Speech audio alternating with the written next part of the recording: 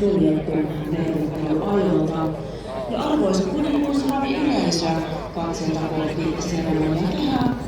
Kuninkuusravi Kurkkainen avauspuheenvuoron Suomen puheenjohtaja Antti Leppisalo.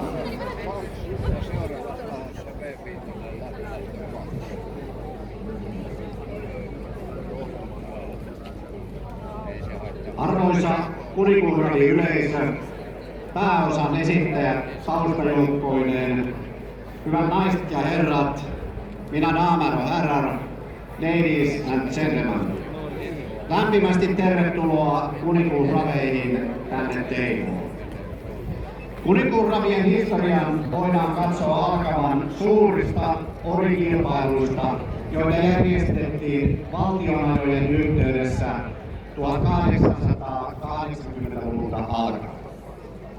Vuonna 1913 Tampereella kilpailtiin kuninkuusajot, jotka kuitenkin jäivät historiaan jo ensimmäisen vuoden jälkeen ensimmäisen maailmansodan vuoksi. Viimeinen suuri orikilpailu ajettiin vuonna 1923 ja ensimmäiset viralliset kuninkuusravit järjestettiin vuonna 1924. Hyvät kuulijat, Suomen hevosella on ollut läpi maamme historian erityinen tunneside Suomen kansaa. Yhdessä on eletty läpi vaikeat ajat ja hyvät hetket. Suomen hevosen säilyminen ei ole vain hevosalan kysymys, vaan osa suomalaisen kulttuuriperinnön, luonnon monimuotoisuuden, kansallisen historian ja huoltovarmuuden säilyttämistä. Kuninkuusraveilla ja muulla kilpailutoiminnalla on säilyttämisessä ja kansallisroidun aseman vahvistamisessa ja sen elinvoiman ylläpitämisessä ensiarvoinen asema. Ensi vuonna itsenäinen Suomi juhlii 110-vuotista taivaltaan ja Suomen hevosen kantakirja viettää puolestaan 120-vuotisjuhlavuotta. Kuninkuusravit ovat suomalaisen raviurheilun tähtituotteita. Tänä vuonna kilpaillaan järjestyksessään 7. kertaa Ylöjärvellä ja Tampereella, täällä Teivossa, jossa parhaat suomenhevostammat ja oriit tarjoavat huikean 2 päivän urheilujuhlan. IP Nikotiina ja Villiotti olivat kuninkaallisina edellisissä Teivon kuninkuusraveissa vuonna 2011. Hyvä yleisö, raviurheilu on yleisömäärältään edelleen suuri urheilulaji. Kuninkuusravin viikonlopun aikana jopa 50 000 ihmistä kokee raviurheilun ainutlaatuisen tunnelman, jossa yhteisöllisyys on läsnä. Eilen päivällä oli hienoa katsoa tuolta kaarteesta tänne pääosan esittäjien suuntaan ja yleisön mereen. Olisi hienon näköistä, koko etusuora kaarteet täynnä yleisöä. Täällä kuninkuusraveissa tapaamme tuttuja ja tutustumme uusiin ihmisiin.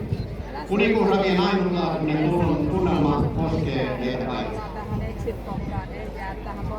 Haluan kiittää Suomen Hippoksen puolesta kuninkuusravien järjestämistä Teivon ravikeskuksen työntekijöitä, luottamus- ja toimihenkilöitä sekä Ylöjärven ja Tampereen kaupungille. Erityinen kiitos suurelle talkoolaisjoukolle. Olette tehneet paljon työtä ja mahdollistaneet suuren ravijuhlan järjestämisen ja kunniakkaan perinteen jatkumisen. Erityisesti toivotan tervetulleeksi kilpailijat, hevosten taustavoimat ja koko suuren raviyleisön osallistumaan perinteikkääseen kilpailuun ja seuraamaan kuninkaallisia mittoja. Menestystä päivän osanottajat taustajoukkoineen ja pääosan esittäjät onnistumista ja rehtiä kilpailua. Kiitos.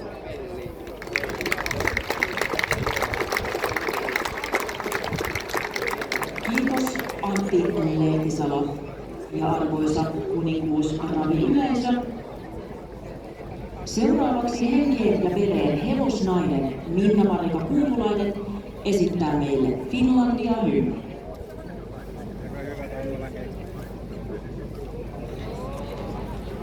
Tämä laulu on suomalaiselle raviurheilulle ja Suomen hevoselle.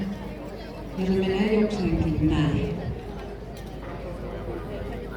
Kui Suomi katsoo, sinun päiväs koittaa. Yön uhka tarkoitettu on jo pois.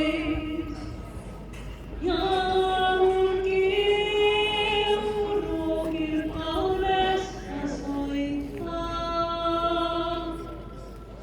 kuin itse taivaan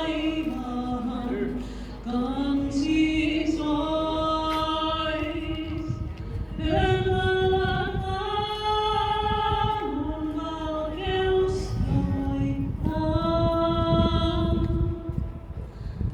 Sun päiväs koittaa, oi synnyin maa. Oi nouse Suomi, nosta korkealle, pääse peräimäs suurten muistojen. Oi nouse Suomi, näytit maailmalle, saetta tarkoitit orjuuden. Ja ette taipunut sä sorronalle. On aamu saanut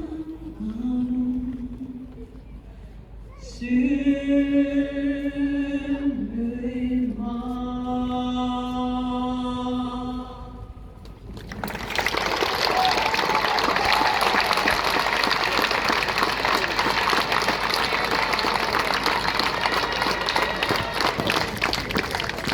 Kiitos Minna Marika Kumpulainen.